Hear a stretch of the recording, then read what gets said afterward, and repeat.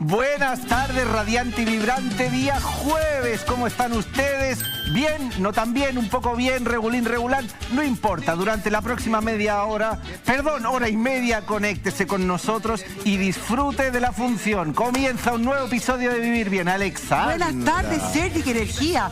Usted sabe que la quiropráctica es una profesión validada por la Organización Mundial de la Salud y por esa razón, porque siempre en Vivir Bien queremos que usted esté lo mejor posible, nuevamente tenemos al quiropráctico Cristóbal del Campo de la Clínica Talú, así que desde ya los invito a enviar todas sus consultas a través de todas nuestras redes sociales.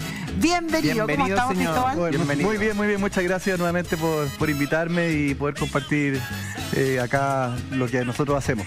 Bien, y te vamos a sacar el jugo desde ya. Para comenzar, quiero que pongas atención y nos digas si es mito o realidad lo que va a salir en la siguiente gráfica. Espérese un momento. A ver. Después vas a... Venga. ¿La quiropráctica solo trata problemas de columna y dolores musculoesqueléticos?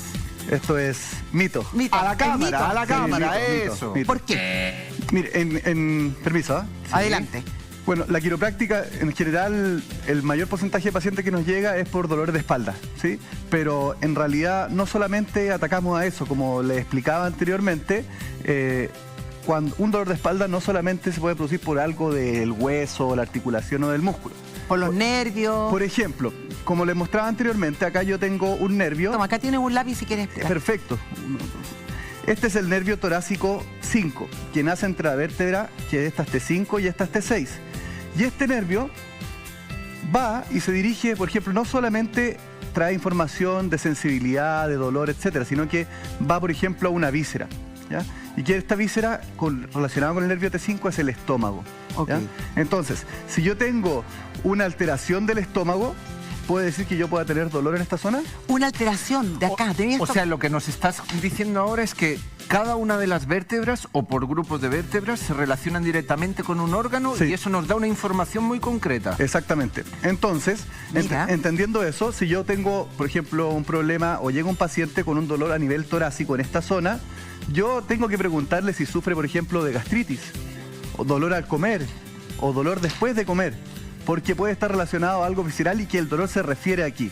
O viceversa, que el estómago esté funcionando mal porque hay una alteración acá y que la podemos corregir con un ajuste quiropráctico. Para entenderlo bien, no necesariamente se trataría de un dolor de espalda, sino que puede ser un dolor de una inflamación del colon que se refleja en mi espalda. Exactamente. Y tú llegas a la causa del dolor.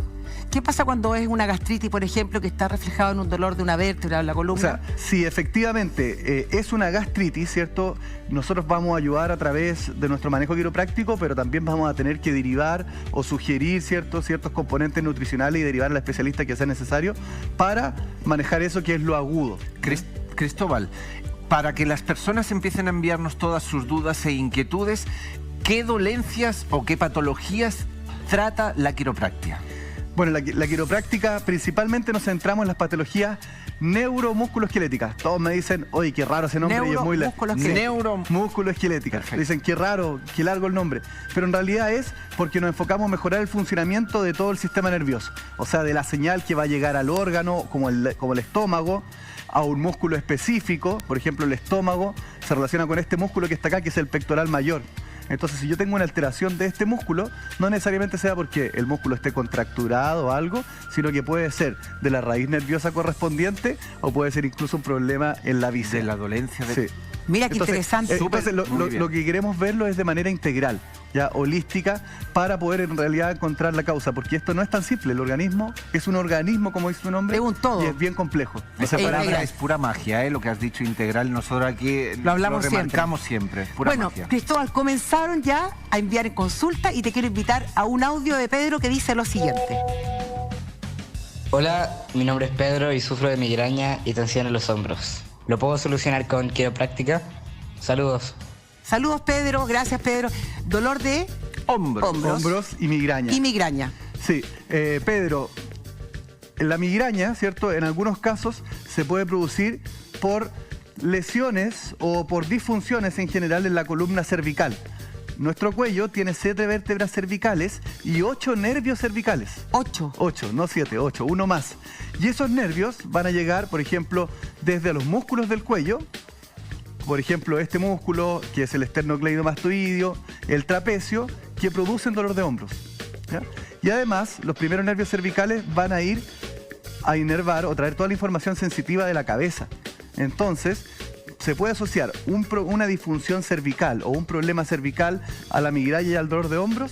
Totalmente. ¿Y eso puede ser por una mala posición, por tensión? Típico, como hablábamos anteriormente o la vez pasada que me invitaron, de la anteriorización de cabeza, que aumenta la carga 10 veces de la columna cervical. ¿10 veces? 10 veces. ¿Y cómo...?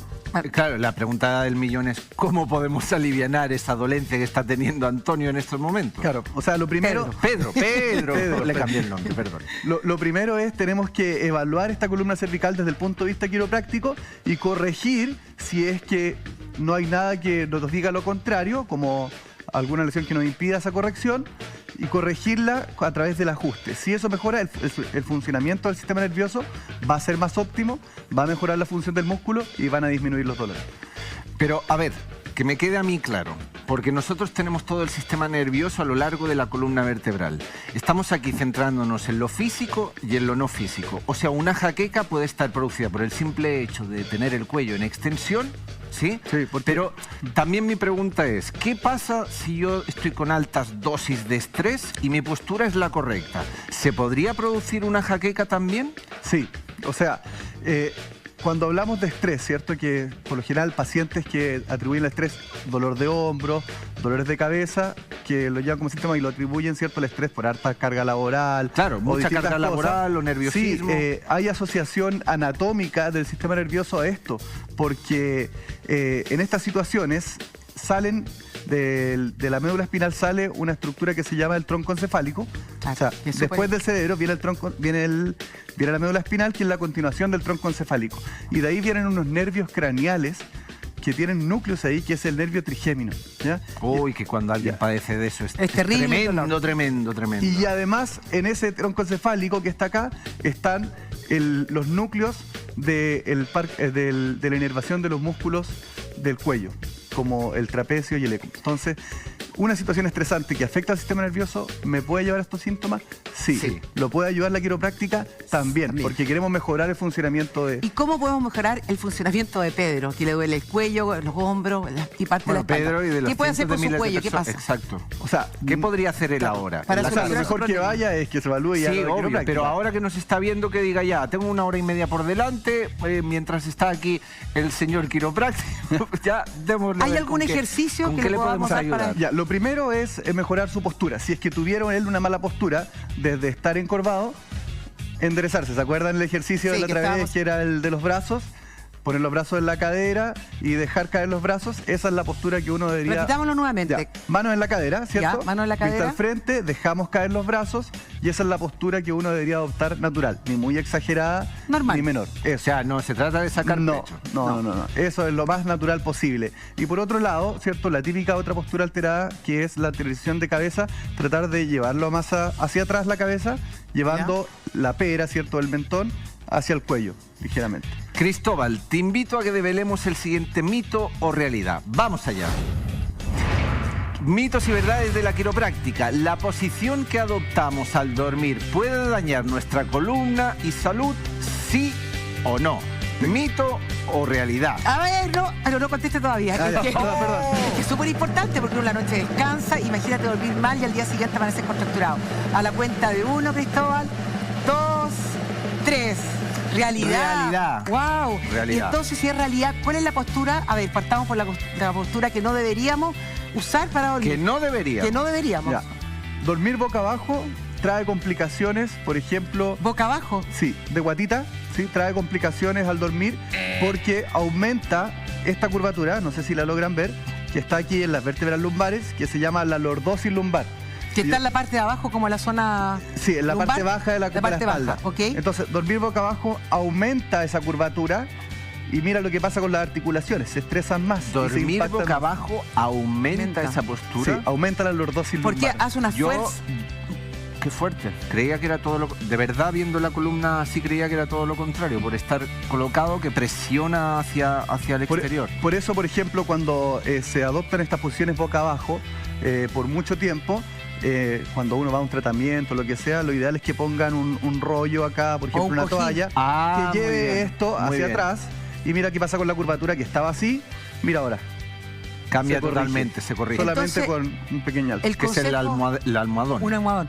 El consejo para la gente, porque muchas personas que duermen boca abajo, no hay otra posición, es un cojín como de dulce, un cojín redondo, algo que tenga puesto en el abdomen. Sí, o sea, si digo un cojín, capaz que sea un cojín muy grande, entonces una toallita envuelta. Pero es eso en forma de rodillo, ¿no? Sí.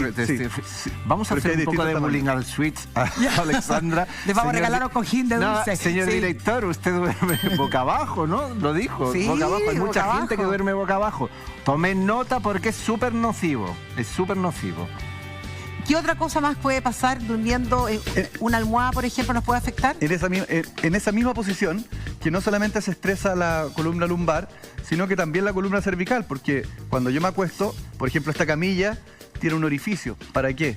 Si estoy en esta posición, para tener la cabeza en posición neutra derecha. Pues si no forzamos el cuello porque si no voy a tener que, para poder respirar, voy a tener que dormir hacia el lado izquierdo o hacia el lado derecho. Y esa posición, 6 horas, 8 horas, podría generar una lesión. Y entonces, si sabemos cómo nunca debiéramos dormir, ¿cuál es la postura idónea?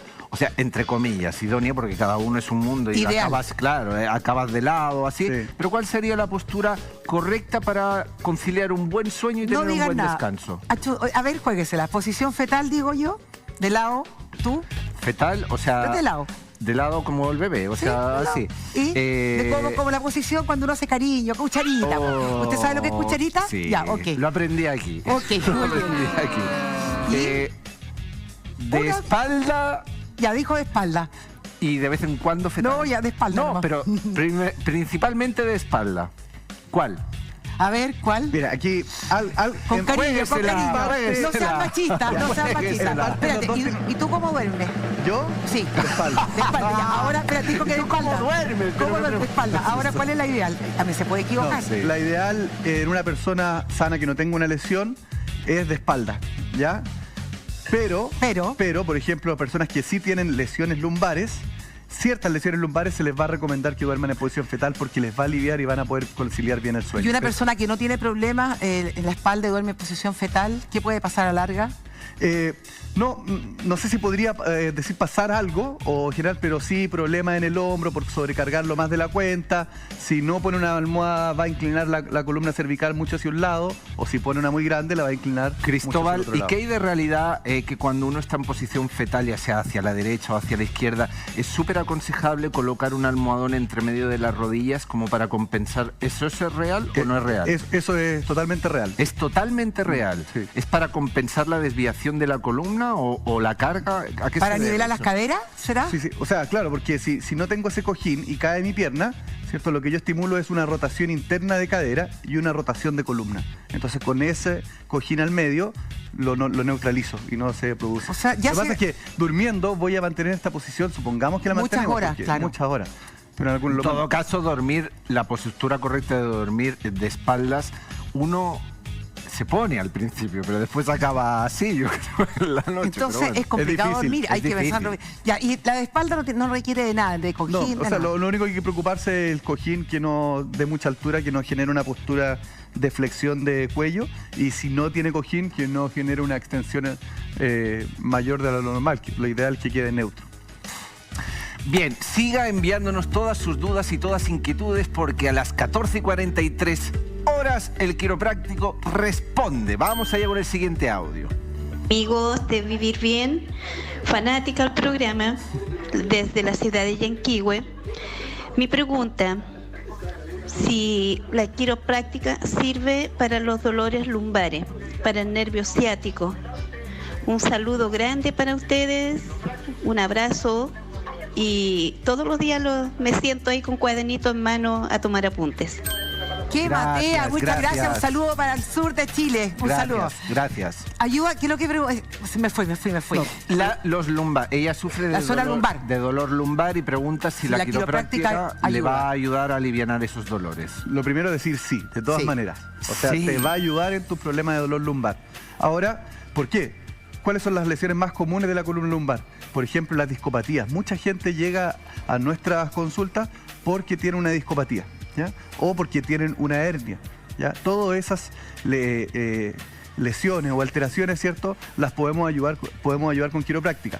También la lesión al nervio ciático, ¿sí? La lesión al nervio ciático, nace el nervio ciático en los últimos nervios espinales lumbares, o sea, este y algunos de acá abajo, se unen y forman el nervio ciático. Y cuando estás con problemas en la zona lumbar, con ciática, ¿muerde? ¿Aprieta? Es que hay dos posibilidades. Se formó este nervio ciático y va a pasar por acá. Pues no sé si se ve el lápiz. Por acá, ¿ya?, hacia atrás. Y va a ir por toda la región posterior de la pierna. ¿Por eso que afecta muchas veces a la pierna? Sí, pero siempre por detrás. Porque si... No por el lado. No por el lado y no por pierna. delante. Porque por delante es otro nervio que es el nervio femoral. Y por el lado es otro nervio que se llama el nervio femorocutáneo lateral. ¿Y por qué uno cuando dice de ciática siempre marca así y no marca hacia atrás? Autorreflejo. En general es hacia atrás. Y la diferencia está que el problema puede estar en la columna, ¿cierto? En las últimas vértebras lumbares o el sacro. O puede estar en la salida del nervio isquiático, porque acá hay un músculo que va desde acá hasta acá, que es el piramidal, que lo puede comprimir al nervio ciático o isquiático, ¿ya? Pero, y en algunas personas, en algún porcentaje de la población, anatómicamente el nervio perfora el músculo. Ay, y en este caso... dolor intenso eso. Y esas personas siempre a lo mejor tienen más predisposición a tener problemas del síndrome del piramidal, que se llama. Y en este caso, si uno no puede haber un quiropráctico de urgencia, está en la casa, por ejemplo, ¿se puede colocar calor? Sí. ¿Ayuda? Sí, es recomendable. Va a ayudar a lo mejor en el momento, ¿cierto? Atenuar. Pero a atenuar un poco los síntomas, pero lo ideal es que visite a un profesional para que le dé un diagnóstico y un tratamiento adecuado. Cristóbal, antes has mencionado que es de los dolores más comunes que hay. Todo el tema del nervio ciático, los dolores lumbar. Ya, para todas las personas que nos están viendo ahora y que sí, van a ir a ver a un quiropráctico, pero de momento, ¿qué consejos les podríamos dar así como soluciones, tips para que hagan en la casa y alivianar todo ese dolor que producen en esta zona? Si se tratase, por ejemplo, de un dolor lumbar. Ya, si se tratase de un dolor lumbar, lo primero es ver en qué posición o qué postura tengo, ¿cierto? Eso es súper importante, ser consciente de la postura que yo adopto en mi día a día, ¿cierto? Si es una hiperlordosis mantenida, tratar de disminuirla. Si es lo contrario, ando muy agachado, tratar de ponerse pecho paloma, ¿no? Claro, pecho paloma. Si hay personas que andan inclinadas y rotadas, que eso nosotros le llamamos un lateral, que anda lateral. O sea, finalmente por la posición podríamos provocar esta... Ahora, el problema es que o por la posición provocaron la lesión o viceversa. O se provocó la lesión, y compensatoriamente ella provocó esto, o anda así. Y si compensatoriamente anda así por el dolor, ¿qué puede hacer? Porque en el fondo tiene que solucionar el problema de raíz. Hay que enderezar urgente. O sea, lo importante es que cuando hay un lumbago importante que está mantenido por mucho tiempo, puede ser una lesión importante y que puede afectar en su calidad de vida por el resto. ¿Y cuánto es mucho tiempo, Cristóbal? O sea, ¿qué es lo que consideras tú como profesional de poner alerta, semáforo rojo y por favor vete a ver un profesional porque eso ya es grave? Más de 3 meses. Más de 3 meses. Más de 3 meses. Sí, porque ya pasa a ser una lesión más crónica. Si eso es lo que nos dice lo agudo de lo crónico. Entonces, como tips, si este dolor persiste, ¿a cuánto tiempo cuando uno tiene un dolor tiene que pasar? ¿Cuánto tiempo para...? No, lo ideal es que no pase una semana. ¿Una semana? Sí. Ya, y normalmente, ¿qué pasa con la gente que siente dolor y que toma montetú antiinflamatorio, calma el dolor y lo esconde a través de estos analgésicos? Claro, y el dolor sigue. O sea, y hay otro tema que es el tema de la polifarmacia, que es el exceso de consumo de medicamentos para atenuar el dolor, pero también estos medicamentos en dosis muy grandes, ¿cierto? Y por mucho tiempo mantenido, pueden generar más alteraciones incluso. Ya, entonces, una semana, si uno sigue con el dolor, es recomendable ir a ver a un quiropráctico o a un kinesiólogo. ¿Cuál es la diferencia? ¿Cuándo uno sabe ir a un quiropráctico o a un kinesiólogo? Lo que pasa es que la diferencia es que el quiropráctico es un profesional de salud que es de primera atención. ¿Qué significa eso? Que puede llegar cualquier persona y nosotros dar un diagnóstico. ¿Ya? Cualquier persona, o sea, cualquier tipo de persona con cualquier dolencia y estáis capacitados para dar un diagnóstico fidedigno. Sí, para dar un diagnóstico dentro del área neuromusculoesquelética, ¿cierto? Que le hablaba anteriormente, y dando ese diagnóstico yo puedo decir, no me compete derivarlo a otro profesional, como los puede pasar a todos los profesionales de la salud, o si me compete y hacer el manejo quiropráctico con esa persona. Ahora, en la kinesiología, no está la posibilidad de diagnosticar a un paciente en primera consulta. Entonces tiene que ser derivado por el especialista, por lo general el traumatólogo, etcétera. Que él va a dar un diagnóstico médico y el kinesiólogo va a hacer todo el tratamiento. Que también va a ser un diagnóstico kinésico el kinesiólogo. Pero el legal es el diagnóstico médico en este caso. Perfecto. Okay. ¿Te parece bien que sigamos respondiendo a las personas? Me parece muy bien. Venga, vamos a revisar el siguiente tuit que dice así. ¿Cómo puedo dormir si tengo escoliosis? No veo el nombre. Nicole. Bien, Nicole nos pregunta ¿cómo puedo dormir si tengo escoliosis? ¿Ya un poquito más complicado? No. ¿No? Pensé que era un poco más complicado. Depende, porque la escoliosis... Primero voy a explicar un poco lo que es la escoliosis, que es una desviación lateral de la columna. ¿Ya? Y esta se va a medir en grados, ¿ya? Y puede ir de 0 grados, o sea, de 5 grados hasta los 60 grados. Y el grado de la escoliosis me va a dar la severidad de la lesión. O sea, una persona que tiene más de 40 grados de escoliosis, lo más seguro es que puede ir a cirugía. ¿A cirugía? Sí. Una persona que tiene entre 20 y 40 grados de desviación de la columna, se va a hacer un comanejo con rehabilitación, ¿cierto? Y además incluso puede usar un corsé. Ya, pero no sé, Cristóbal, la pregunta que nos hacen, ¿siempre la escoliosis va a doler o cómo tiene que doler? Claro, supongamos que está recién empezando. ¿Podría la postura, la posición en dormir, aumentar la escoliosis a futuro? O alivianársela. Las dos cosas. O sea, es que ¿te perjudica? Tengo que decir la verdad. La verdad. Pero estamos aquí para decir la verdad en todo momento, por favor. Transparente. Primero, si llega una persona de 40 años y que le duele la espalda y la diagnosticaron con escoliosis hace un mes, yo creo que la escoliosis la tenía desde mucho antes. Porque da cuando es joven, ¿no? Okay. Sí, entonces, adolescente. Entonces, si empezó con los dolores hace un mes y la escoliosis la tiene hace 20 años, la escoliosis ya es una patología a lo mejor que puede estar instaurada y lo que está afectando es otra cosa y hay que buscar ese problema. ¿Y qué podemos hacer con esa persona, por ejemplo? Ahora, momento. Ahora, la desviación, el problema es que yo le podría decir, duerme hacia la derecha si la curvatura está a la izquierda. Claro, para compensar. Sí, pero si tiene la curvatura a la derecha, durmamos hacia la izquierda. Claro, pero no sé hacia qué lado tiene la curvatura. Te faltó información. Pero en todo caso es súper bueno lo que acabas de decir, porque si tienes la escoliosis hacia la derecha, vamos a dormir compensando hacia la izquierda y viceversa. Ahora, si la tenemos a la izquierda, durmiendo hacia la derecha. Eso si fuera una escoliosis en C. ¿Qué significa ¿Cómo? en C? En C de Cristóbal. ¿Qué sería así? Ya. ¿Y esa es grave? No, o sea, no hay la gravedad la va a dar uno, los síntomas del paciente, y otro, el grado de inclinación. Pero tú estás hablando de la zona de la cadera hacia el lado que corresponda. ¿Qué pasa? ¿Que si está en mitad de la columna ya es más peliagudo el La tema? Otra es en S. ¿Y cuál sería en S? ¿Y cuál sería en S? En S es una S, o sea, no me faltan un poco de manos para hacerlo, pero acá arriba se inclinaría hacia un lado y abajo compensaría hacia el otro lado. Uy, ¿y ahí cómo lo hacemos? Eso es lo difícil. Entonces lo que nosotros como quiroprácticos vamos a trabajar, siempre lo trabajamos con un equipo multidisciplinario, quiropráctico y kinesiólogo, porque vamos a buscar los puntos donde se encuentren las disfunciones que generen compensaciones y alteraciones en la columna y las vamos a corregir, ¿cierto? Para darle más movilidad a esta columna y poder cargar mejor esto.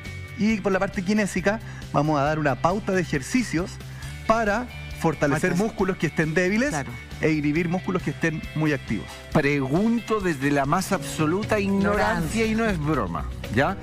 Cuando hablas de en forma de S, que es lo más delicado y peliagudo, como para que se necesita ese equipo multidisciplinar para actuar como corresponde, me lo invento, ¿vale? Si uno está durmiendo, ¿se podría colocar los almohadillas en forma de rodillo para ir compensando los puntos o nada que ver? Si eso te produce un descanso, hazlo.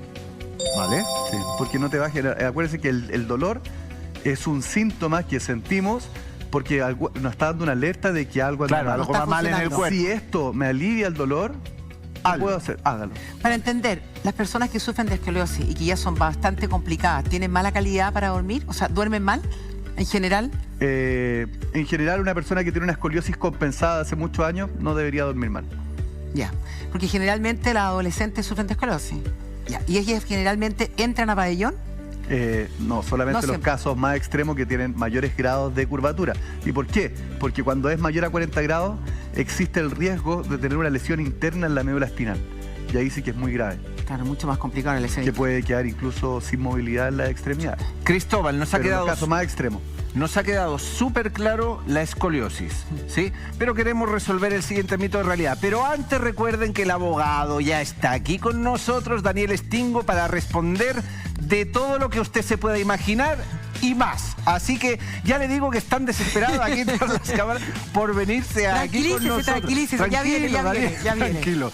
Venga, vamos a resolver el siguiente mito o realidad, por favor. Que dice así. Cuando se realiza un ajuste, ¿es normal que se genere un sonido, mito o realidad? Por favor. A la de 1, a la de 2, a la de 3. Mito.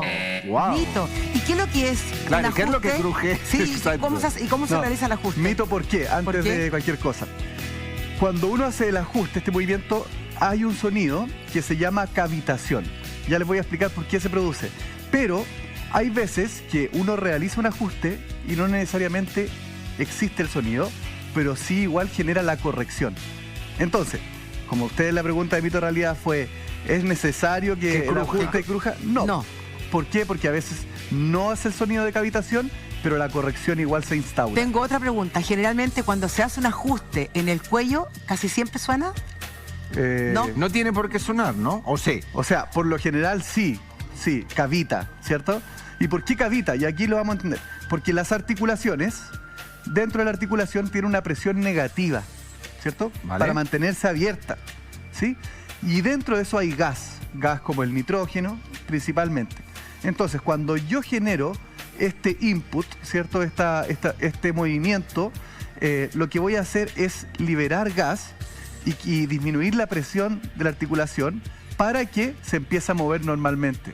Y eso es lo que genera sonido. No es que se rompa un hueso, no es que roce uno con otro, nada que ver. Igual es peligroso. ¿Qué puede hacer uno? Porque a veces a uno le da susto, ponte tú, entregarse a las manos de un quiropráctico que te pueda dejar una lesión incluso neurológica, grave.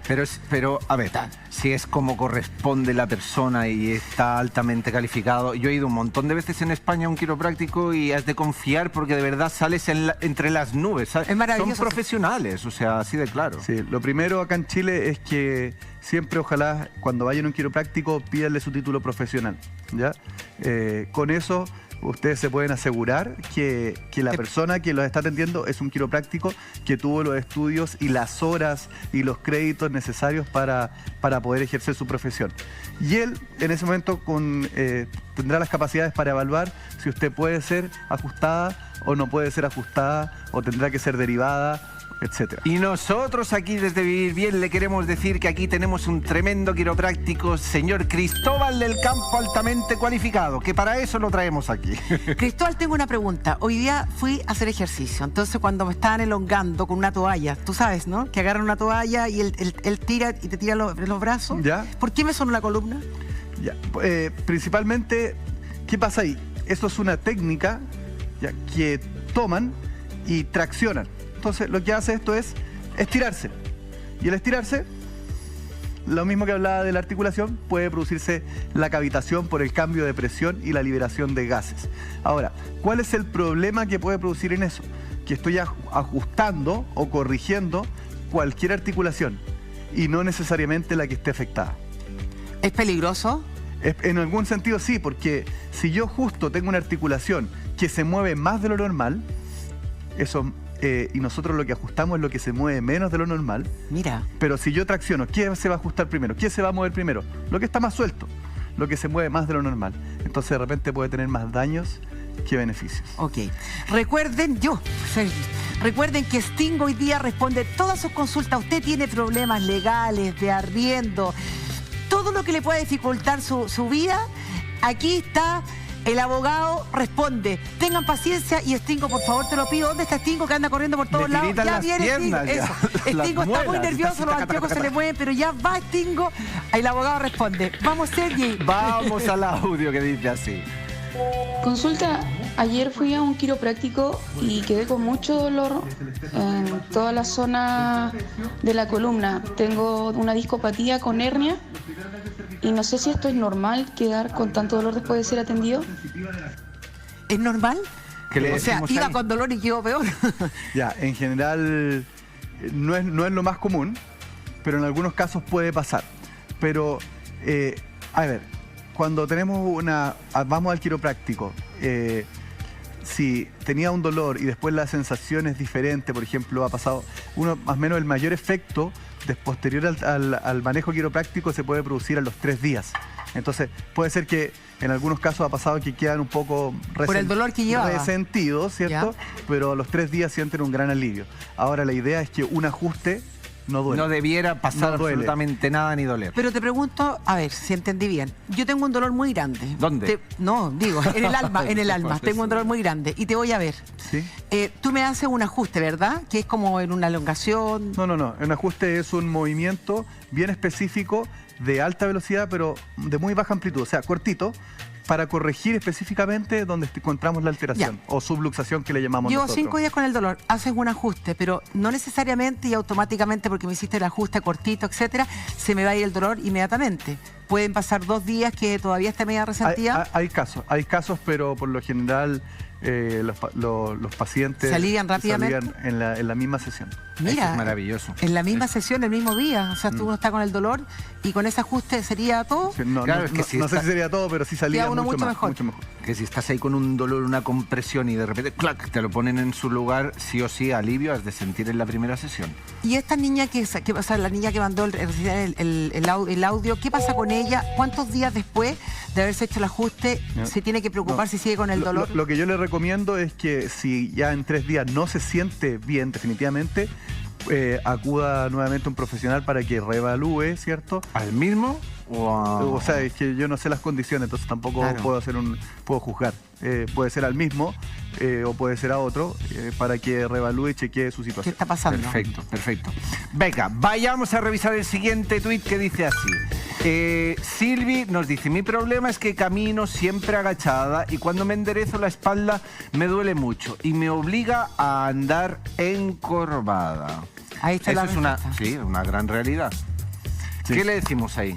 Hoy, es complejo porque me hubiera gustado saber la edad, ¿ya? Porque hay Silvi, si nos estás viendo, dígales la edad ahí, si es que quiere. Pero una persona que camina siempre agachada. Supongamos, un adulto mayor que camina en estas condiciones, ¿cierto? A veces lo hacen como compensación. ¿Por qué? Porque el espacio que está dentro del canal donde va la médula se puede con los años estrecharse más. Entonces la médula espinal que va adentro es como una corbata. Entonces si yo me agacho, ¿qué va a pasar con la médula? Va a ascender y no se me va a comprimir. Entonces, o sea, es la compensación para liberar la médula espinal. Entonces, claro, vuelvo atrás y me aparecen todos los síntomas. Podría ser ese uno el caso. ¿Por qué está así? Y cuando vuelva atrás le duele. ¿Qué se puede hacer para tener ese problema? De la corbata, no puede caminar.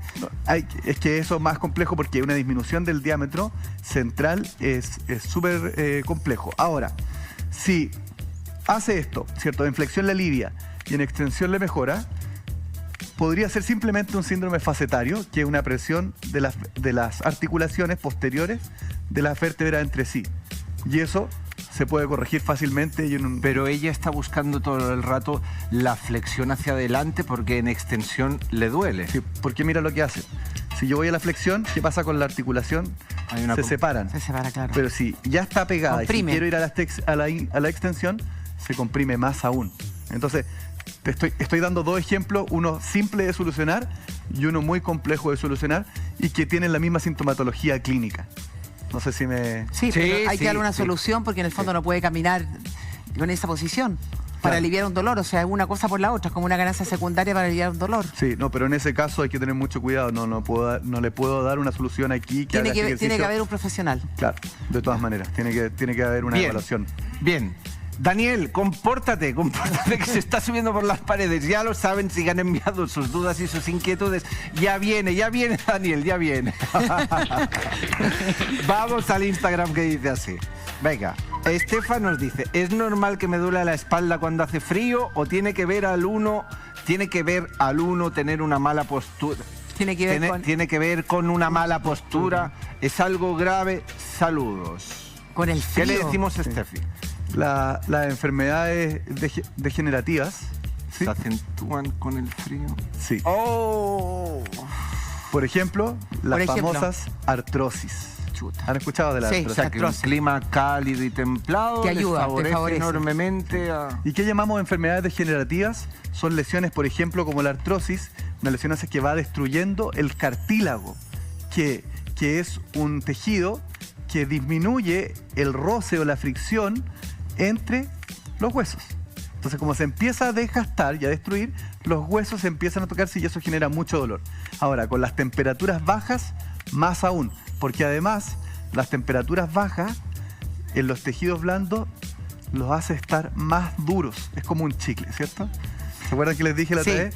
El calor, el chicle lo agranda y si lo pongo en el refrigerador, con un guatero, por ejemplo, hay una tensión, con el guatero. O sea, hay una contracción con el tema del frío. El calor le va a ayudar, pero no va a ser la solución a los problemas, pero sí le va a ayudar mucho a disminuir los síntomas. Bueno, nosotros también tenemos un consejo que darle a todo usted y también escucha Cristóbal, porque Vitamina C Vivir Bien Plus ya se encuentra en el mercado. La puede conseguir en www.aminas.cl o en el fono +562 3223 6720. Repleta de antioxidantes, de los mejores extractos de frutos cítricos más el ácido ascórbico. Recuerde que por eso es la vitamina C Plus Vivir Bien. Muy bien, vitamina C Plus Vivir Bien ya se encuentra en el mercado al alcance de todos ustedes porque queremos que cada día vivan mejor. Muy bien, bien. Y tenemos el siguiente audio que dice así. Hola, buenas tardes. Quisiera saber si una persona con fibromialgia se puede practicar la quiropráctica, ya que mi suegra tiene fibromialgia, pero también tiene artrosis en los hombros, en las piernas, en las caderas. Entonces no sabría yo si ella se lo puede practicar. Una persona me dijo que la quiropráctica era buena para las personas con fibromialgia, pero nunca lo he comprobado ni me han dicho un médico especialista si es así. Quisiera saber, por favor. Venga, ¿qué le respondemos? De todas maneras, la fibromialgia se puede ayudar con quiropráctica. ¿Se puede ayudar? Sí. Mira, qué buena, qué buena Además noticia. tiene artrosis y todo Se eso. hace partiendo de la base que se hace un comanejo, ¿cierto? ¿Qué se hace? ¿Comanejo? ¿A qué te refieres? Comanejo es en el equipo de multidisciplinar para el trabajo. Por ejemplo, no sé, su reumatólogo, porque a lo mejor está diagnosticado por reumatólogo la fibromialgia, y además, del punto de vista de nuestra quiropráctica, como es una lesión que se atribuye también mucho a los estados de ánimo y muchos puntos dolorosos, regulando o mejorando el funcionamiento del sistema nervioso, ¿cierto? Podríamos disminuir todos los síntomas que tenga. Me gustó lo que tú dijiste, cómo trabaja la quiropráctica con los puntos dolorosos que tienen que ver con lo emocional que acabas de decir desde la quiropráctica. O sea, hay ciertas emociones que se pueden ver reflejadas en ciertos órganos. ¿Ya? Y esos órganos están relacionados con algún nervio y ese nervio está relacionado con alguna vértebra que nosotros podemos encontrar que está subluxada o en disfunción y poder corregirla. Es una unión entre todos. Por ejemplo, el hígado se relaciona con la ira y la vesícula biliar. Totalmente. ¿El colon? El colon se relaciona principalmente con personas muy dogmáticas o muy rectas, ¿ya? Generalmente. Estructuradas. O personas que la marcaron que eran muy rectos con ellos. Ok, sí, esa emoción. Eso es un mundo... es un mundo que se está estableciendo ya en la comunidad médica científica. ¡Bravo! Porque es una gran realidad que se ha dejado de lado durante muchos años y por eso nació este programa, para que lo sepan y lo entiendan. Vamos a revisar el siguiente tuit y a seguir respondiendo. Sufro mucho de dolor, Buccioni nos dice, sufro mucho de dolor en la nuca y el dolor migra desde la base de la nuca hasta la parte más alta de la cabeza. ¿Se puede solucionar? Bien, a la vuelta de comerciales le respondemos. 15, 11 y... ¡Oh, madre mía! Mira que tenemos ahí la cámara. Con la cámara, el abogado responde con la cámara. Cambió de empleo totalmente. ¡Qué bueno, qué bueno! Ya viene Stingo. Ya viene a solventarles muchas dudas e inquietudes que ustedes tengan. Ya, hombre, el filmador. Venga, se nos había quedado el tuit pendiente que decía así. Claudio Buchoni nos decía, sufro de mucho dolor en la nuca y el dolor migra desde la base de la nuca hasta la parte alta de la cabeza. ¿Se puede solucionar? ¿Qué le podemos decir ahí a Claudio, Cristóbal? Sí, Claudio, en general esto lo podemos solucionarlo, ¿vale? Porque se llama típicamente una neuralgia de Arnold, que se llama. Neuralgia de Arnold. ¿Parte de acá hasta la parte alta? Parte de acá, de la zona suboccipital. Este hueso se llama occipital y bajo él está el nervio cervical 1 y cervical 2 y además hay unos músculos que no están representados acá que se llaman suboccipitales. Entonces ese nervio puede irradiar o llevar información, ¿cierto? O traer la información que le genera dolor en toda la parte alta de la cabeza y posterior del cuello. ¿Es como una neuralgia? Sí, es como una neuralgia. ¿Doloroso? Sí, es doloroso y se produce, por ejemplo, simplemente puede producirse porque yo estoy en esta posición y se disminuye este espacio. Entonces si yo cambio mi postura ya podría sentir alivios. Y segundo, a través de la quiropráctica, ¿cierto? Corregir las disfunciones que estén en el occipital o en la primera vértebra cervical que se llama atlas o en la segunda que se llama axis. Para cambiar la postura, ¿cuál sería la adecuada para ayudarlo? Si él tiene una anterición de cabeza, es lo contrario, que en el fondo lo que hace es abrir este espacio. ¿Es como elongar? Sí. No, es más tratar de mantener, no es elongar, es mantener esa postura para liberar el espacio, que los músculos suboccipitales que son chiquititos, se puedan ir liberando. Y si se acuesta, sería colocar no el almohadón aquí, sino más hacia la parte de la coronilla. No tiene que ser un movimiento del cuello, tiene que ser solo un movimiento de la cabeza. Perfecto. No esto, sino solo hacia la abajo. Cabeza. Perfecto. ¿Alguna otra cosa que pudiese hacer así como para alivianar? Eso por el momento, y segundo, que visite a un quiropráctico. Con urgencia. Con urgencia, sí. Bien. Le va a ayudar. Revisemos el siguiente tuit que dice así: Sebastián Piña, tengo problemas en el cuello, se traba y suena constantemente, lo que me provoca mareos constantes. ¿Está relacionado todo lo que me sucede? Cristóbal, mareos, cuello... ¿Por qué cuando duele el cuello viene mareo? ¿Es tan así? Cuando hay problemas... Permiso, perdón, pero... Adelante. Esto es importante. Está usted en su casa, mueva lo que tenga que mover. Ya. Cuando hay problemas cervicales altos, a eso llamo a la primera vértebra cervical y a la segunda. Si ustedes se fijan, acá hay una estructura roja, que eso no es un nervio. Esa estructura roja es una arteria. Una arteria, claro. Que se llama la arteria vertebral. Y esa arteria va por dentro de las vértebras cervicales y entra a la cabeza, a la cavidad craneal. Y lo que produce, su función es irrigar, o sea, llevar la sangre con el oxígeno y los nutrientes al cerebro. Entonces, una alteración de esta arteria, ¿sí? Por ejemplo, ¿qué pasa si yo hago esto? Se tensiona más. Se comprime. Algún movimiento que giro hacia un lado y ya tengo, por ejemplo, una disminución de ese flujo sanguíneo, me puede cortar un poco la irrigación que llega al cerebro, ¿sí? Y si es así, producir, por ejemplo, mareos. ¿Ya? Que se da mucho. Entonces ahí es importante que en esos casos, cuando hay un daño ahí, nosotros no podemos ajustar. ¿Y qué podría hacer él, por ejemplo? No, nosotros lo vamos a derivar al especialista correspondiente. Inmediatamente. ¿Por qué? Porque es muy peligroso. Puede haber un desgarro de la arteria vertebral con una mala práctica. Entonces ahí lo derivamos, si sale esos test clínicos positivos. Perfecto, prueba de fuego. ¿Hay alguien aquí en estos momentos en el estudio que tenga dolor de cuello, que levante la mano de... Pero no, podría ser otro testigo. Adelante, caballero. Adelante. Ay. Hay que tratarlo, pero no lesionarlo. No, en serio. ¿Sufres de dolor de cuello un poco? Un poco acá, sí, en esta zona, porque la tensión del trabajo un poco acá. Estrés, me imagino. A veces hacia arriba, sí, un poquito. Caballero, ¿qué le decimos? ¿Qué hacemos? Lo puedo evaluar, a ver si... Vamos a evaluar. Por favor. Dámela. Mira, en general sentado, ya, mirando hacia allá. A los feos que están allá. Sí, exacto. Ya, perfecto. Entonces, lo primero es, vamos a evaluar, ¿cierto?, cómo se mueve esta columna cervical. Eso genera tensión, dolor hacia, ¿no? ¿No? No, ahora no. Vamos atrás. Eso. No. Eso. Ahí. ¿Sí? Sí. Y en el lado derecho, ¿cierto? Sí, en el lado derecho. Ok. ¿Eso? También en el lado derecho. Perfecto. Este es por tensión.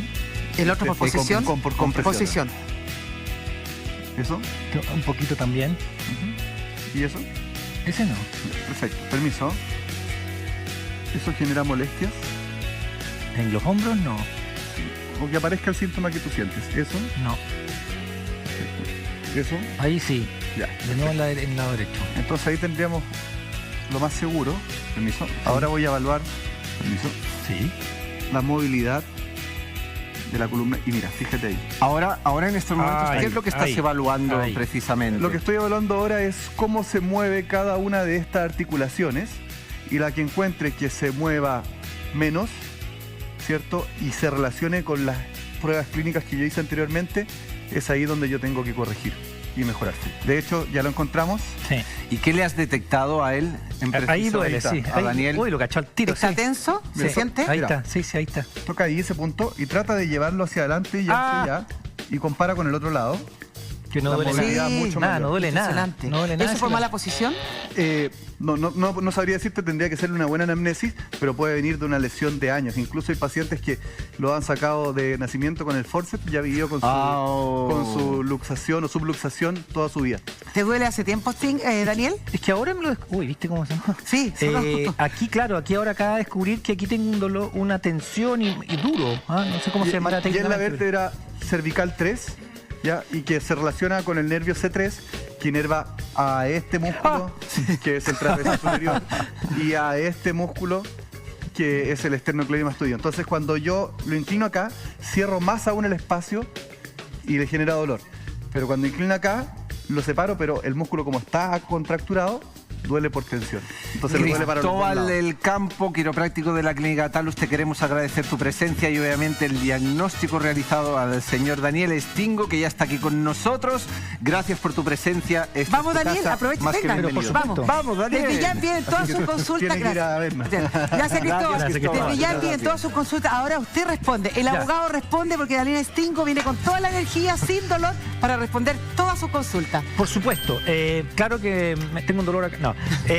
A ver, yo vengo feliz. Encontré que el profesional anterior era de muy buen nivel, por lo tanto me voy a quedar. Ya, ¿viene contento? ¿Viene contento? Sí, porque le vamos a sacar el jugo también. Y feliz de poder ayudar. El primer audio. Mira, vamos. Escuchemos qué dice. Ya. Vamos. Manden sus audios, manden sus preguntas. Está a punto de aparecer el audio. Ya saben que está aquí el abogado para responder todas sus inquietudes. El abogado responde, Daniel Stingo. Y ya vamos al Instagram, que dice así de Cristo. Hola amigos de Vivir Bien. Quería saber si es mito o verdad que los adultos mayores tienen derecho a pedir pensión de alimentos a sus hijos. Si es así, ¿en qué casos?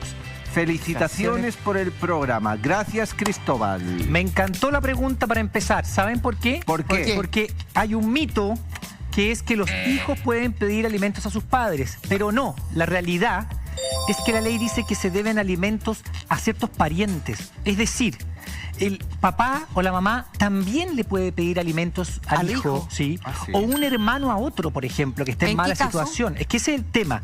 Lo usual, lo común, lo que estamos acostumbrados es que los hijos le pidan a la madre y más comúnmente al padre. Pero resulta que, por ejemplo, tu padre está en mala situación económica, donde ya está un poco más anciano, y tú tienes una buena posición económica y son sangre de su sangre, bueno, el papá le puede pedir pensión de alimentos al hijo.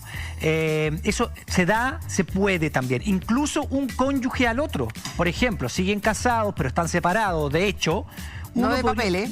No, sin llegar al divorcio. Por ejemplo, podría pedirle pensión de alimentos que se llama alimentos mayores. Entonces, no es solamente padres a hijos, es hijos a padres, nietos a abuelos. Pero me imagino que eso es en circunstancias como muy especiales. No es lo usual. Lo usual es lo que todos conocemos, ¿no? El hijo que le pide alimento al papá porque el niño está con la mamá es la que lo representa hasta los 18 años. Después el hijo puede pedirle directamente hasta los 21 porque está estudiando, o hasta los 28 si está estudiando. El propio hijo le pide al papá. ¿Sabían ustedes que hasta los 28 si está estudiando? Hasta los 28 años sí, hoy día. Y hasta los 21, entonces uno le pide, pero ya después de los 18 puede hacerlo uno mismo. No necesariamente, aunque puede hacerlo la mamá por uno. Pero sí, el abuelo que nos preguntó puede pedirle alimentos a un hijo o a un nieto en caso de necesidad. Y retomando la pregunta, ¿desde qué edad un adulto mayor podría solicitarle? Desde que lo necesite. Cuando lo necesiten. No hay tope de edad de adulto mayor. A ver, papá. Supongamos que un padre o una madre tiene 45 años y de repente, por lo que sea, se queda sin trabajo. Tiene alguna imposibilidad y el hijo, física. Si está trabajando. Bien, ¿le podría pedir? Porque en el fondo esto responde un poco a que la familia debe proteger o tender a proteger a la propia familia. Exacto. Sí. Entonces, en esa línea que estamos hablando, y un hermano a otro también le podría pedir si uno está mal por alguna situación. Pero si está enfermo. Si está enfermo, si está mal económicamente por un momento pasándolo mal. Si hay un hermano que es flojo, no trabaja. Bueno, eso ya tendrás que probar. Pero eso se prueba ante un juez. También, o sea, Sí, pero eso, el hermano trabaja y el otro no hace nada y hay que mantener. Pero el juez, ¿tú sabes lo que hacen los jueces? No. Te voy a hacer un comentario respecto a lo que hacen los jueces cuando llegan, por ejemplo, las mamás a decir, quiero que me dé alimentos. Entonces le dice, señora, ¿usted está trabajando? Le dice el juez o la jueza a la mamá, le dice, no, magistrado. Entonces, muéstrame sus manos. Parece que las tiene buenas, señoras, para trabajar. ¿Por qué no va a trabajar? Así lo hacen, porque en el fondo es lógico. Está operativa. Está operativa, trabaje. Hoy día ya no estamos con eso de que no puedo trabajar porque soy la mamá, etcétera. Están disminuidos mucho los alimentos mayores que se le pedía a la señora, al señor cuando estaban ahí. En esa época, antes era alimentos menores y mayores de la cónyuge, mujer, al hombre. Eso ya se ha dejado mucho de lado, salvo que tenga alguna necesidad real, alguna enfermedad, tiene que cuidar a alguien, etcétera. Pero los jueces te mandan a trabajar al cónyuge que no está trabajando porque tiene que aportar también. Ya. Es que... No se canse, le voy a poner agüita porque están llegando muchos mensajes. Tenemos un audio que dice lo siguiente, que hay que resolver lo que nos está preguntando. La siguiente pregunta en el audio. A ver. Hola, buenas tardes, mi nombre es Manuel. Quisiera saber si es que uno jubila pero continúa trabajando, ¿está obligado a seguir pagando las cotizaciones? Muchas gracias. Qué buena pregunta. Es una muy buena pregunta. Es una duda que se da mucho y le voy a decir que no. No es obligatorio. ¿Por qué? En el sistema de AFP, ¿no? Si uno jubila a los 60, a los 65, la mujer a los 60 al día de hoy, el hombre a los 65, o si decide no jubilar hasta los 66 o 67, uno puede seguir trabajando. Y ahí uno toma la decisión de si quiere que le descuenten para pagar, para que se le vaya más plata a la jubilación. Pero uno puede mandar una carta a su empleador y al FP y decir, no me van a seguir cotizando, yo voy a seguir recibiendo mi sueldo, pero sin que me descuenten, y la cotización, la pensión, digamos. ¿Se entiende, no? Sí. O sea, pensión más sueldo. Pero si quiere, puede que en el fondo le descuenten el 13%, se vaya a la AFP o a una APB, por ejemplo, porque la APB te cobran menos y te dan más, en la APB. Entonces tú lo metes en tu saquito de platita y también puedes. Pero es una decisión propia si uno quiere que le sigan descontando a ver, Daniel, para la pensión. Jubile. Sí. Estoy jubilada. No creo, te falta muchísimo. Sí, sobre todo vestida escolar, como estás hoy día, preciosa. Muchas gracias. Eres un amor. Sí. Jubilé. Sí. Y tengo ya más de 60 años. Y me empleo contigo. Ya. Tú eres mi jefe. Sí. No tienes ninguna obligación de pagarme. Lo conversamos. Entonces, pero tú me no es dices, obligación. Es que tú me dices, yo no quiero que me descuente para pensión. Entonces lo anotamos, se le informamos a la AFP y yo te pago tu sueldo completito. Líquido. La salud siempre se descuenta, que quede claro. El 7% para salud sí, pero el dinero para la pensión no, porque ya estás jubilada y recibes tu pensión. No pasa pero podrías decirme sí, descuéntamelo y entéralo en la AFP. O descuéntamelo y entéralo en la APB. ¿En qué me ayuda si ya estoy jubilada? Porque te hacen cada año APB, sí. Es una cuenta 2, por decirlo así. Como una cuenta de ahorro. Una cuenta de ahorro que también se lleva en la AFP y en otras instituciones. Ahora, porque una vez al año te van a hacer una nueva liquidación y vas a eventualmente recibir más pensión. Oiga, entonces me conviene. Eventualmente te conviene. Bajo su maravilloso criterio y profesionalidad, ¿qué recomiendas, Tomás? ¿Sabes lo que pasa? Es una buena pregunta. Yo recomiendo siempre, es una recomendación, yo he hecho clases de educación financiera y uno como profesor de educación financiera siempre recomienda ahorro, en una forma o en otra. Entonces tú me dicen, ya, no me lo descuente, pero toma tu mismo platita y ahórrala. En algunas de las formas que hay 20 formas de ahorrar. En, no sé, por depósito a plazo, en todas esas formas que te ofrecen. Vamos a presionarlo aún más. Vamos a presionarlo aún más, Alexandra. Y puedes llevarlo a la APB también. Es una forma de ahorro. ¿Cuál es la mejor manera para todos los televidentes de formular un ahorro bajo tu criterio profesional? Apretémoslo más. Claro. Más todavía. ¿Sí? Jubilaste. Yo jubilo. Ahora yo te contrato como empleado. Sí. ¿Dónde vas a depositar esa plata? Mira, depende de si tú eres conservador en el área de inversiones o eres más arriesgado en el área de inversiones. Eso es. Alguien que es conservador. Alguien que es conservador va a hacerlo en depósitos a plazo, incluso puede llegar a una libreta de ahorro si es muy, muy conservador, que ya te da muy, muy poco, pero en un depósito a plazo 90 días, si eres muy conservador porque sabes cuánto vas a recibir a los 90 días, sabes exactamente. Si eres un poquito más arriesgado, vas a un, por ejemplo, lo que tú dijiste, existe, ¿no? Fondo mutuo. Un fondo mutuo. Hay 10, 15, 20 fondos mutuos distintos en Chile, en el extranjero, que invierten en acciones. Son cosas más técnicas. Y tú vas optando por el grado de riesgo, que puedes perder plata o puedes ganar más plata. Entonces, va a depender de ti, de tu criterio, dónde yo invierto mis ahorros, más arriesgado, menos arriesgado, etcétera. Eso depende de uno. Menos arriesgado, son ahorros, imagínate perderlo. Bueno, pero es que hay algunos, es que si tú lo arriesgas más, ganas más. Si tú arriesgas menos, ganas menos, pero más seguro. Eso depende un poquito de uno. Entonces, si tú me dices a mí, jubilaste, seguiste trabajando y te sobra un poquito, ahórralo. Ahórralo, porque incluso si ya tienes un gran poquito, cómprate un bien raíz. Porque siempre van a tener ese bien raíz, que es una cosa que perdura, puedes sacarle arrendamiento, etcétera. Entonces, claro, eso es cuando ya tuviste una buena cantidad. No se devalúa. Por eso es cuando ya tuviste mucha cantidad. Pero la gente que, por ejemplo, está con la decisión de jubilar, pero se siente capacitado, se siente bien. Jubilar está bien, pero quiero seguir trabajando porque me siento útil, porque lo que yo quiera, porque él quiera, bueno, y le alcanza un poco y le sobra un poquito, ahórrelo para otros tiempos, ahórrelo para comprarse algo más grande, para enfermedades, para la casita en la playa, para lo que sea, por ejemplo. Bien, ya lo saben, los consejos de Daniel Stingo. Sigan enviando sus inquietudes, sus dudas, sus consultas, porque el abogado responde. Tenemos el siguiente audio que dice así. Mi esposo pide un crédito al banco. ¿Ya? Y se lo rechazan porque yo estoy en DICON. ¿Es eso legal? Es legal, es el esposo. ¿Le suena a ustedes de inmediato, no? O sea, lo que pasa es que hay un tema. Si están casados bajo régimen de sociedad conyugal, tienen una sociedad de sus bienes. Entonces, ¿y quién administra la sociedad conyugal? El marido. Sabemos que es una norma antiquísima, que es de 1870 y tanto el Código Civil chileno.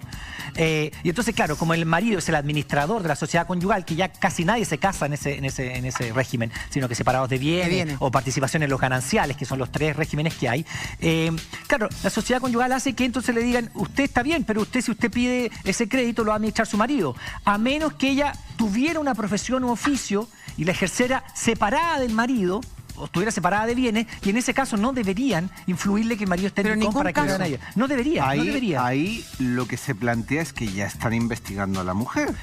Están investigando al marido, cuando ella pidió el crédito. Ella está en DICON. Ah, bueno, al revés. Entonces sí, están investigando a alguien que no debieran, salvo... son, yo diría, las cosas oscuras del sistema financiero, que no debería pasar. Porque en el fondo él está limpio, él no está en una de estas bases de datos, ¿no? Que hemos hablado más de una vez, que son estas bases de datos del DICON, bases del boletín comercial. Si ella no está, o sea, si ella está y él no, y él está pidiendo un crédito, no deberían... ¿Y si tiene sociedad conyugal? Bueno, ahí hay un poquito más de peligro. ¿Por qué? Nosotros dos estamos casados con sociedad conyugal. Me encantaría. No, pero no se ponga fresco. ¿Qué pasa ahí? Es que se vistió de escolar. Bueno, concéntrese. Oiga, profesor, además, cuidado. Le voy a pasar un parte. Ya tienes tarjeta roja. Amarilla. Roja directamente. Estás pidiendo que tú tienes problemas. ¿Por qué tengo yo que pasar a DICON? Bueno, no. Dice que ella ya estaba por otra cosa. Ella estaba a DICON por algún crédito que no pagó, por algo así. Ella ya estaba en DICON.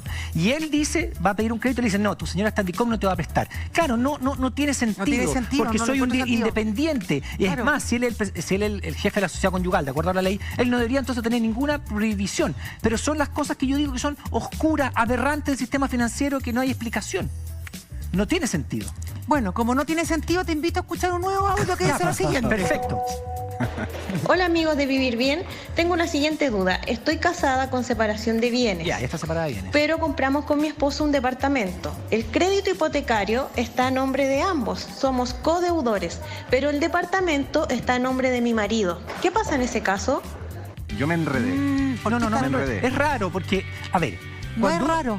Cuando uno está casado bajo régimen de sociedad conyugal, voy a explicarlo al tiro. Cuando uno está casado bajo régimen de sociedad conyugal, ya. Alexandra y yo estamos casados bajo régimen de sociedad conyugal. Aunque esté a mi nombre, la mitad es de ella y la mitad es mío.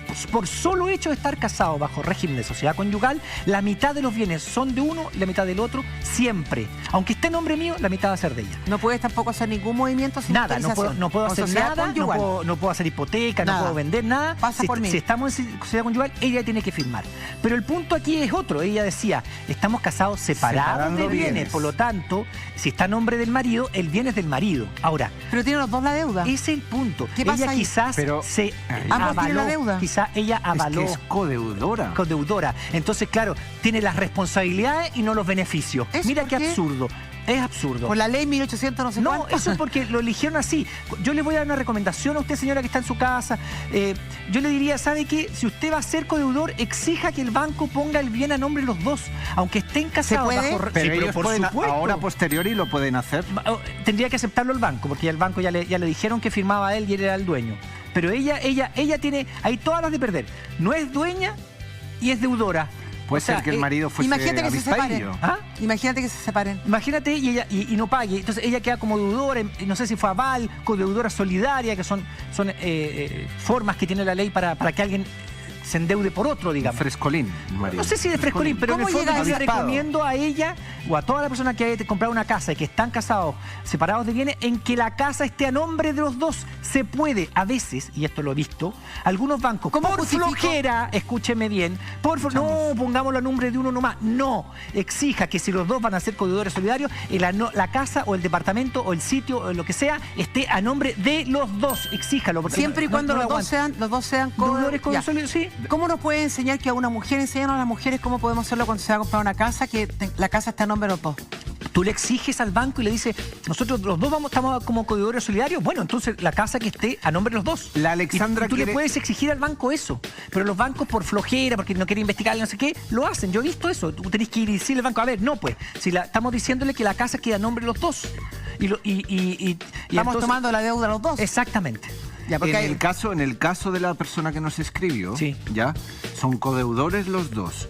Y posterior, yo te he hecho antes una pregunta de, ¿pueden solucionarlo en el banco? Si el banco les dice no, ¿a modo legal pueden solucionarlo? No. O sea, es el banco quien tiene la última palabra. Sí, porque en este caso... porque ya en el caso de ellos, claro, obvio. No, porque cuando tú ya celebraste un contrato con otro, el banco tiene que darte su consentimiento para ahora, a menos que se divorciaran y hubiera una compensación, pero eso ya es un poquito más complejo. Ya se tomó de esa manera, ya no se puede modificar. Se podría modificar en tanto se casan, se divorcian después de un tiempo y hay una compensación en quien le entregue el bien a ella. Pero es una cosa totalmente de tiempo, después pero una cosa, Daniel, ¿por qué no se dio cuenta? Porque generalmente si tú compras una casa, me dice Alexandra... Porque se casan enamorados, eso pasa muchísimo, Alexandra. No, sí, nos casamos enamorados, tú tienes el poder, el amor se acaba. Sí, espérate. Nos casamos enamorados y compramos una casa. Tú me vas a decir, Alexandra, lo voy a poner a nombre mío, estamos con separación de bienes. Porque yo trabajo, yo tengo la plata, ahí yo tengo que aceptarlo. No necesariamente. Pues sí, pero lo puedo aceptar porque tú eres el proveedor. Pero cuando los dos estamos comprando una casa, nos estamos casando con separación de bienes y los dos estamos asumiendo una deuda, ¿cómo uno puede aceptar una cosa así? Yo no lo entiendo tampoco. La casa de los dos. Absolutamente de acuerdo contigo. Nos estamos repartiendo la misma deuda, pagamos juntos. Estoy totalmente de acuerdo contigo. Se habría de dejar estipulado desde un principio, de que ese bien es de los dos. Exacto. ¿Y qué pasa si añadimos el factor hijo por en medio? ¿Qué pasa ahí? ¿Quién se queda ese bien? Bueno, lo que pasa es que los hijos van a heredar cuando alguno de los padres muera, no antes. No. Pero me refiero, mientras tanto, si está el tejemaneje de que la casa es mía, esto... Pero los hijos no tienen nada que ver. Y es una... ¿Sabes qué? ¿Por qué te pregunto? No, pero yo voy a llegar a un punto.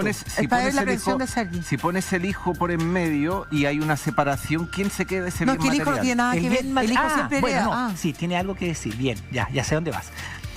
La ley establece que si la familia vive en este hogar, ese hogar es un bien familiar. Vive ahí la familia. Dale. Se va el papá, aunque esté a nombre del Sergi, aunque esté a nombre de él y estén separados de bienes y la señora viva con 2, 3 hijos, etcétera, lo que sea, puede declararse bien familiar y él no va a poder venderlo ni nada. Tú te vas y yo voy y la declaro bien familiar. Sí, y ahí ¿sabes por qué? Porque la ley entiende que esa casa, ese departamento, ese sitio, era donde vivía la familia. Entonces se le da una importancia, se le hace una declaración de bien familiar y el marido, aunque sea de él, aunque esté pagada ya completa y estén separados de bienes, no la puede tocar porque esa casa fue declarada bien familiar. Pongamos casos extremos. No, pero eso es muy bueno lo que tú acabas de decir. ¿Y qué pasa si el marido en este caso se queda sin trabajo, también se va a la calle, sin la casa y sin nada, se queda bueno, en la eso es calle. un tema, lo que pasa es que tú estás mezclando un tema de familia. Bueno, pero hay que poner casos extremos porque esto es el pan de cada día. Es que si estás separado, de hecho, ahí tú me estás diciendo, tenlo en la casa mientras no se vaya a otro lado. Y están, o sea, las relaciones familiares no aguantan a veces. No, se queda sin trabajo. Sí, sí. Pero me refiero, a ver, hay una separación. Se irá a la casa de la mamá, pero no se queda en la casa. Que la casa es de la mamá para el hijo, porque es el bien familiar, etcétera. Sí. Pero el marido en ese momento, imaginemos... ¿Están separados o están juntos? Imaginemos que están juntos, pero deciden separarse y justo cuando se irá a la casa de su mamá, no se puede quedar ahí. Ok, eso es lo que quería... No se puede quedar ahí. O sea, las relaciones, y esto es una cuestión más de sentido común y tú me puedes apoyar. Yo te apoyo siempre. ¿sí? En el fondo es la convivencia familiar, si se hace el bien del hijo, claro. El bien superior del niño o niña está por sobre que él se pueda dormir incluso en el living. No, se va nomás y irá a otro lado. Si la convivencia familiar es muy importante para el crecimiento de los hijos. Claro, si hay un hogar disfuncional donde hay maltrato, abuso. Si es disfuncional y todo esto, olvídate. Ahora, si no hay se muchas quieren, personas civilizadas que están pero en también trámites. Un matrimonio civilizado que se quieren, que se tienen cariño, que son respetuosos y que aman al niño, pero que ya se dejaron de enamorar porque el amor de repente se acaba. Sí. Y ella con buena voluntad para que su hijo no sufra porque su padre está prácticamente en la calle. Yo creo que eso no resulta. Me ha tocado a mí, el punto de vista profesional, y podemos disentir, no hay ningún problema. Yo creo que eso no resulta. Yo creo que uno o dos tiene que irse, porque en el fondo eso va como rozando. A la larga sí. Sí, a la larga sí. Me encrispé, así que te invito a leer el siguiente. Feliz. Vamos. Venga, Rodríguez nos dice: abogado, si mi padre nunca dio nada por mí, fui criado por un padrastro a muy corta edad, quien me dio todo. Ahora mi papá, por una discapacidad que tiene, quiere hacer una demanda para pedirme dinero por pensión. Para él, mi mamá nunca hizo trámites de pensión. Fuerte esto. Claro. ¿Qué caso? Y la verdad es que aunque parezca muy loco, el papá tendría derecho a pedirle alimentos a él. Aunque él nunca... O sea, si le ha dado la espalda bueno, toda pero la eso vida... tiene que probárselo al juez. Y ahí entonces tendría que decirle, magistrado, está bien, la ley le contempla el derecho a este papá a pedirme, pero fíjese que él nunca dio alimentos. Ahora, si lo demandaron, el papá estará de perder, pero si nunca lo demandó la mamá... Bueno, no tiene cómo comprobarlo. No tiene cómo comprobarlo. Entonces papá sí lo puede demandar. Podría demandarlo. Si no, si él le negó alimentos, ya ahí el juez ponderará más. Pero el papá, ese papá que progenitor, digamos, tiene derecho, por ley, a pedirlo. Otra cosa es que cómo se ve ese juicio frente al juez. Pero tiene derecho a hacerlo. Porque es una excepción. Lo normal es que puede pasar. Claro. Puede pasar. Al hijo le fue bien, el padre está enfermo, nunca se preocupó, tiene situación económica, vamos. Eso es, sí. Bueno, pero va a depender de lo que le pase uno al juez y también de la buena predisposición del hijo, porque ahí lo que se escucha al leer el mensaje es que encima me voy a hacer cargo cuando me abandonó. Claro. ¿Me entiendes? Eso o sea, es que es duro. Tiene abandono, falta preocupación. Eso es todo un tema. Sí, todo un tema. Bien, siguen llegando los tweets, siguen llegando las consultas, sus dudas, inquietudes, así que vamos a revisarlo. ¿Qué dice así? Georgina, ¿es Georgina? ¿Es Georgina? Es Georgina. Hola, quisiera saber, el padre de mi hijo falleció en febrero de este año y mi hijo tiene 24 años. ¿Él tiene algún derecho al dinero de AFP y de seguro que él dejó y de bienes? Pues él quedó debiendo dinero de pensión alimenticia, necesito pagar sus estudios. A ver, muchos factores se mezclan. Sí, hay ahí, una mezcla porque no dice si ella siguió casada con él, porque la plata de la AFP, y es una cosa que lo hemos repetido hasta el cansancio y lo vamos a seguir repitiendo para que la gente lo entienda, jamás queda para la AFP, jamás queda para el Estado, es de los familiares. Se hereda en algunos casos, otros te lo pasan como pensión. ¿Cómo en algunos casos? No se hereda como toda la plata para usted, porque si hay una cónyuge sobreviviente le van a seguir dando pensión. Claro. Si hay hijos menores le van a dar pensión, pero no les dan el turro de plata que guardó a usted solo, en que si no hay mamá y los hijos son mayores, ahí se hereda, como dices tú, como herencia. A ver, pero el resto se entrega como pensión. Entonces, ¿solo como herencia? ¿Como cuándo? Mira, hay dos situaciones. Tenemos este turro de plata, no sé cómo llamarlo. El pozo, ¿no? El ahorro. El ahorro. El AFP. El ahorro de la AFP. Muere el papá.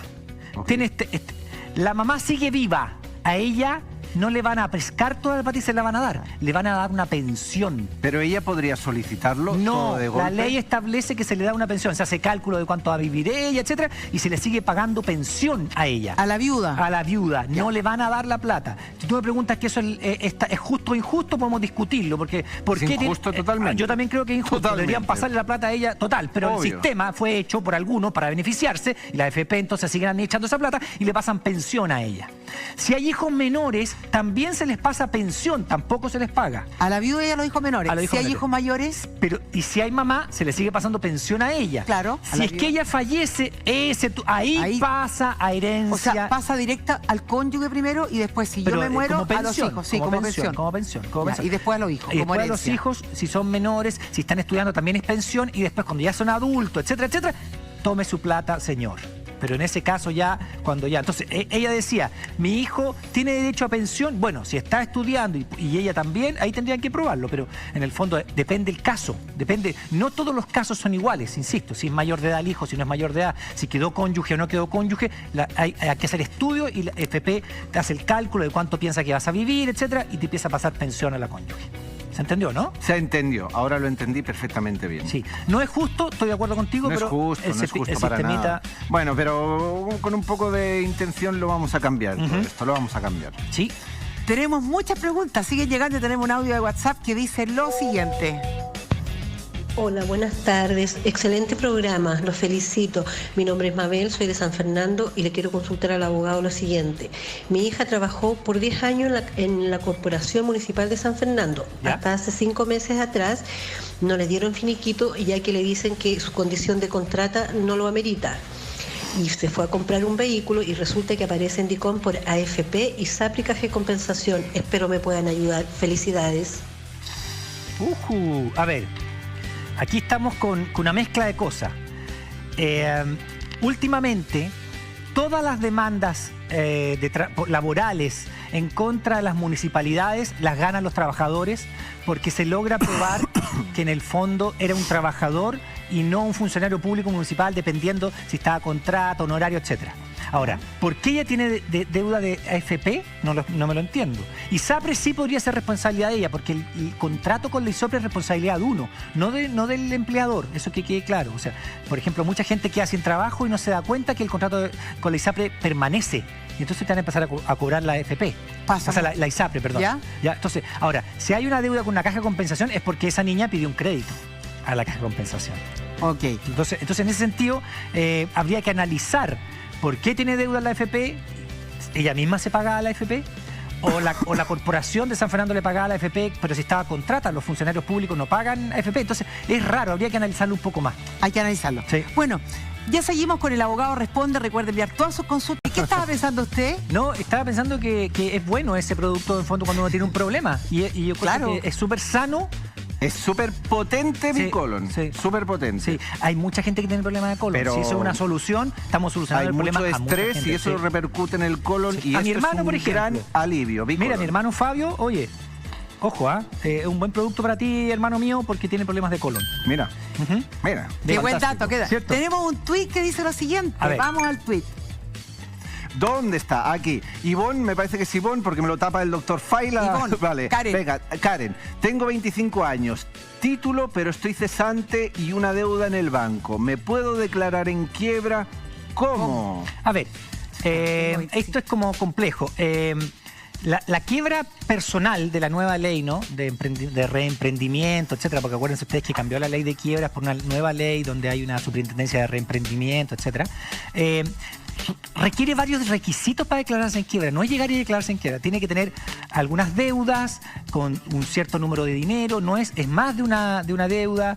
No tiene que tener un juicio en contra ya presentado en tribunales, etcétera. Por lo tanto, tendría que recurrir a la superintendencia a ver si se puede declarar en quiebra. Ahora, por una sola deuda con una institución bancaria no vale la pena. No te lo van a permitir y no vale la pena. Preferible que vaya a renegociar. Uno como asesor en materia como financiera, como profesor, le dice, vaya a renegociar. Porque en el fondo, por último, renegocie una deuda más a largo plazo con menores cuotas. Porque en el fondo, a la larga, usted está en DICOM, entonces no puede... Yo te voy a explicar algo súper real. A ver. ¿Ya? ¿Sí? Hay una persona en concreto, que pide un préstamo bancario y de repente esas típicas llamadas muy, muy espabiladas por parte de los bancos en las cuales graban o dicen grabar, ¿ya? Que le ofrecen refraccionar, o no sé cómo es la palabra, ese crédito repactar ese crédito bancario.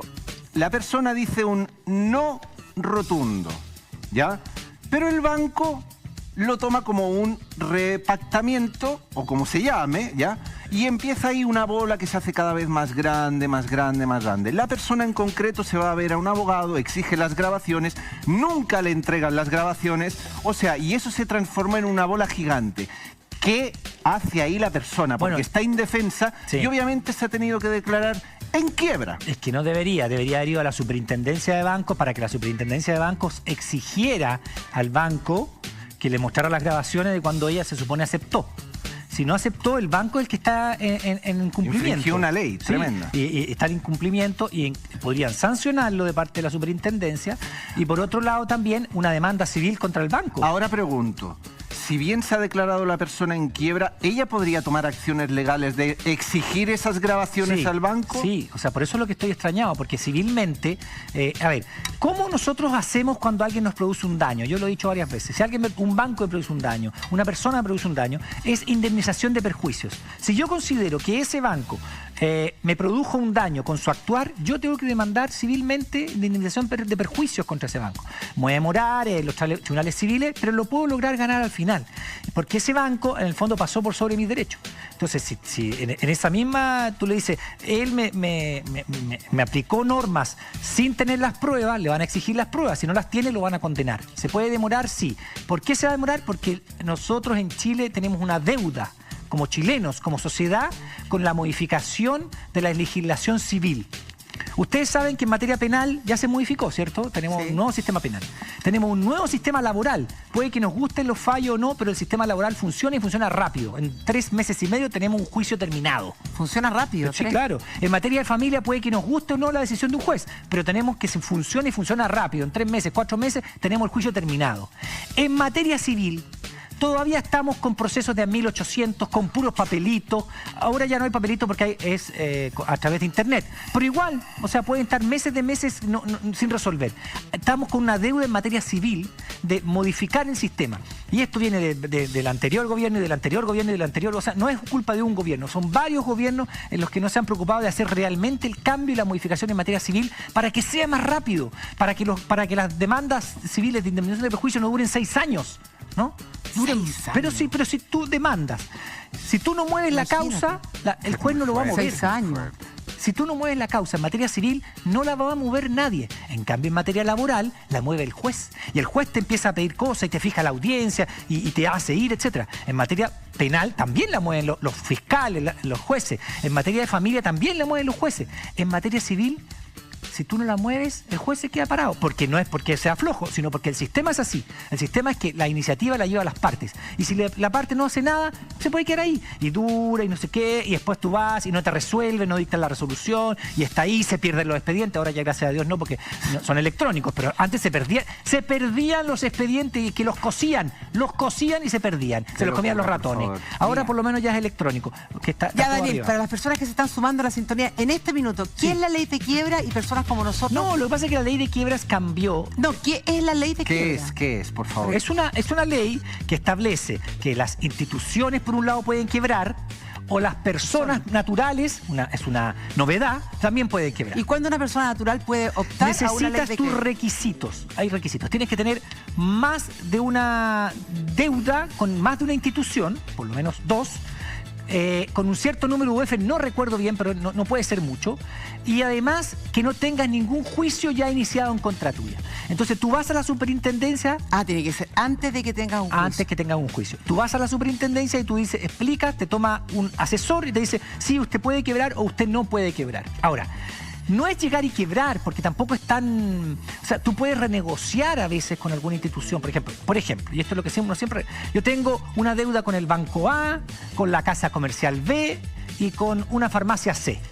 Bueno, yo voy a mi banco y le digo, mire, tengo deuda con esto, no estoy en capacidad de pagarlas todas. ¿Por qué no me la funde en una sola deuda con usted. Usted las compra las deudas, por decirlo así. Usted le paga el resto y yo me endeudo con usted solamente, a más largo plazo, con una cuota más chica, y entonces puedo pagar. La repactación es una cosa que es una solución cuando tú tienes a varios acreedores y ya te sobrepasó. ¿Me sobrepasa la deuda cuando es mayor a mi ingreso? Sí. ¿Sí? Ok, y ahí yo puedo repactar. Pero no eso cuando es mayor a tu ingreso, porque tu ingreso también tienes que pagar el arriendo de tu casa, el colegio de los niños, bla, bla, bla. Entonces, cuando tú te ves que no puedes pagar, por ejemplo, recibes 100 y tienes deuda por 70, pero los 30, o sea, sí, igual tienes que pagar un montón de cosas. Entonces, ya no puedes pagar todas las deudas, tú vas a tu banco y dices, mire, usted me conoce, yo he sido siempre responsable, tengo esta garantía o no tengo esta garantía, usted me conoce, ya. Entonces, repácteme, usted queda con la deuda solito, ¿no? Ya, y le pagamos a todas estas otras instituciones y yo sigo con usted. Me van a aumentar un poco, sí, me van a aumentar los intereses, etcétera, pero vas a salir solo contigo, voy a salir de DICOM, todos esos problemas. Tengo que saludar a la Carol Bustamante, que es una abogada que me está cobrando porque yo no la saludé el día de su cumpleaños, así que feliz cumpleaños. No, sí, una compañera. Pero también yo le decía a Renata, nuestra editora, que hay un artículo que yo iba a mencionar porque son las personas que pueden caer en DICOM. Este es el artículo que hace que en esta ley la gente pueda caer en una base de datos como DICOM, que es la Ley de Protección de la Vida Privada, la 19.628. Y entonces la gente pregunta, ¿por qué puedo caer en DICOM? Aquí está. A propósito de DICOM, ayudemos a la siguiente persona. Revisemos y después leemos el artículo. Ahí está, venga, vamos allá. Minosca nos dice, mi esposo tenía una deuda con una casa comercial y lo pasaron a DICOM. Tras pagar la deuda total, sigue apareciendo en boletines comerciales. ¿Cómo sale de ahí? ¿Qué se hace para que lo eliminen? Saludos desde Villarrica, saludos Villarrica. A la vuelta de comerciales, Daniel Estingo, el abogado, le responde. Vamos, Daniel, ¿qué le decimos? Sí, mira, lo que yo le decía a mis dos conductores preferidos era que el artículo 17 de la Ley de Protección de Datos Personales establece quiénes pueden caer en DICOM o en estas bases de datos. Y son los responsables del registro banco de datos personales, los que hemos hablado. Solo podrán comunicar información que verse sobre obligaciones de carácter económico, financiero, bancario o comercial, cuando consten en letras de cambio, letra de cambio, pagaré, cheques protestados o por haber sido girado en contra de cuenta corriente cerrada o por otra causa, como asimismo el incumplimiento de obligaciones derivadas de mutuos hipotecarios, préstamos o créditos de bancos, sociedades financieras, administradoras de montos mutuos hipotecarios, cooperativas de ahorro, etc. Y sociedades administradoras de crédito otorgado por casas comerciales, o sea, también se puede. Nunca se podrá. Dice, no podrá comunicarse la información relacionada con deudas contraídas con empresas públicas o privadas proporcionadas por servicios de electricidad, Daniel, agua, vamos a dedicarle de nuevo al DICOM porque nos está faltando tiempo. Vamos a dedicar un capítulo completo para el DICOM. Y nosotros queremos agradecer su sintonía, agradecerte a ti, Daniel, siempre tan amoroso, tan activo. Nos encontramos mañana de 14:30 a 16 horas con un nuevo programa, Vivir Bien. Hasta mañana.